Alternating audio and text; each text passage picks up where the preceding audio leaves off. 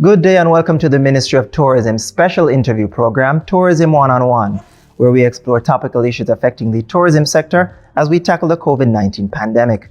I'm Kingsley Roberts, your host, and with me today is Director of Tourism, Economics and Facilitation in the Ministry of Tourism, Ms. Jhanelle-Rae Bowie. Welcome back, Ms. Bowie. Thank you for having me again, Kingsley.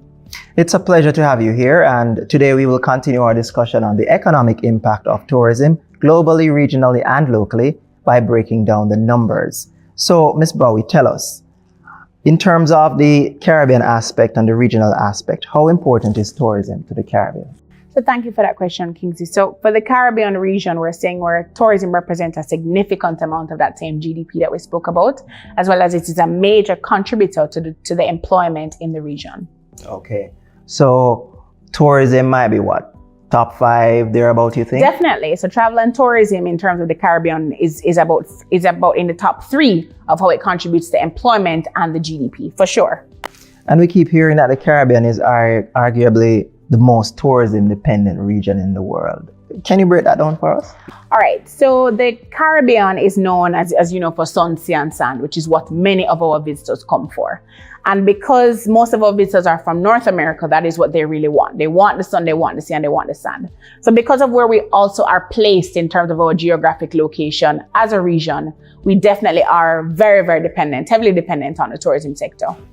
So, all right, we hear about a lot of investment and so on. So in terms of employment, what's the trend looking like? Is it that employment is trending up in the sector, or is it that it's trending down and people are leaving to other sectors? Okay. All right. So broadly speaking, we're seeing where the tourism sector contributes to employment in terms of, for regional, it's about 15% of the total employment. We're seeing that because we have a number of new investment in terms of hotels and attractions, we're definitely seeing where the take-up is heavy there, especially for the accommodation subsector, which is a brick and mortar, hotels, villas, apartments. So we're definitely seeing where more persons as the years go by have been seeking to be employed in the tourism sector. Okay. So talk to me now in terms of the recovery itself. How has that been going for the region?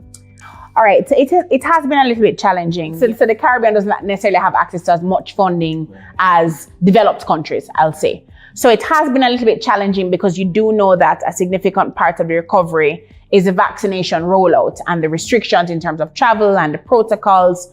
So there has been some recovery for sure, and we definitely have been doing better than when the pandemic just hit. However, we do have some ways to go, and because most of our travelers are from the United States and Canada, a lot of our recovery also depends on how that economy actually is doing as well. But we are seeing where a number of the Caribbean countries have recovered and are recovering. So I remember earlier in the pandemic, the outlook was very grim for regions like the Caribbean, you know, and many persons were thinking that many economies would go under. But has it really panned out that way, or would it be fair to say that the countries basically were able to weather the storm? So definitely, but I think at the beginning of the pandemic, almost all of us were very dismal about how the situation would pan out. But most of the countries, if not all, have definitely weathered the storm. We have found ways of coping and dealing with it. We have been innovative as a region, I would definitely say, in trying to boost our numbers and recover. All right, so let's look now at the local picture now. So how does tourism help to fuel growth in the economy? All right, so the tourism sector, if you think about it, is broken down into a couple of characteristics. So if we talk about the accommodations, which everybody knows, hotel, villa, and that kind of thing. We also speak about things like food and beverage, restaurant services, entertainment, shopping, ground transportation, travel agencies. So we're seeing where the tourism sector is not just hotels. There's a lot more to the tourism sector that I think a lot of us don't really think about, but that actually forms how we contribute to the Jamaican economy. So remember that GDP that we spoke about a little bit earlier, the tourism sector directly contributes 10% to Jamaica's gross domestic product. And we received 4.3 million visitors like in 2019, it's pre-pandemic, that's huge. And we do have a significant of contribution from our domestic tourism. So me and you going to a hotel, or local people who are actually taking part in those facilities. So tourism is not just for the international visitor. We can actually all partake in the tourism sector. Right. So that's something that people often overlook. Mm-hmm. When Jamaicans go to Dunn's River or whichever attraction there is at Devon House, That is tourism. That is actually called domestic tourism, because you're moving from a place that you are frequenting. So if I live in Kingston and most of my activities are work or home or my frequent activities are in Kingston, me leaving the parish or going to somewhere that is outside of my regular routine, that is actually domestic tourism. Mm-hmm. So when we do that, we help to drive the sector and economic growth. Because we also can contribute to the employment in the sector, because if we are patronizing those types of facilities, then we actually are contributing. So for example, there was a hotel when the pandemic just hit. And, this is when the borders just reopened, things were going slowly. But there was one hotel that their occupancy rates went up to 80% just because of domestic tourism. So just because of you and I going to go and have a good time, one of those hotels, they had a significant increase in their numbers just because of us. Okay, so when compared to other sectors now, how does tourism stack up in terms of employment locally?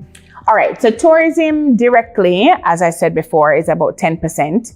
So you do have other sectors that are significant to the economy. So we do have sectors like manufacturing, which also feeds into tourism. We have agriculture, which also feeds into tourism. We also have the finance and insurance services, which also contribute to the local employment. So talk to us now about the linkages with manufacturing and agriculture. Okay, so if we think about it, a number of our products that we serve at the restaurants come from agriculture. So remember that a number of foreign visitors come to Jamaica for the food. Remember, our food is top tier, most would say. So a lot of those products, in terms of the tomatoes, the Irish potato, the onions, a lot of those agricultural products are actually used in our hotels. Most of our supply comes from the local agricultural sector, which is critical. Also in terms of the meat, that as well, in terms of the beef and the chicken and the goat and the oxtail, we know about those things. Also for the manufacturing, I would say, remember that the tourism sector cannot stand on its own. So the tourism hotel has to have beds. It has to have different types of furnishing, candles. It has to have a number of things in terms of the fixtures in the property that are very critical to the perception of the hotel and how that is looked at. And our local manufacturing sector contributes significantly to the tourism sector. Okay. And in terms of attractions and so on, that also ties into it. Yeah, so for sure. So we do know that a lot of our attractions nowadays are building out their culinary aspect of what people are coming for in terms of their culinary products. So we're seeing where a lot of those products are coming from the farm, and I don't want to say farm to table, but I'm going to say farm to table. They're literally coming from the ground and going right to the table on the plate of the tourist or for you and I to consume. So we're definitely seeing where our local agricultural sector is critical to our tourism sector. Okay. So what would your word be to persons who question the economic contribution of tourism to the local economy?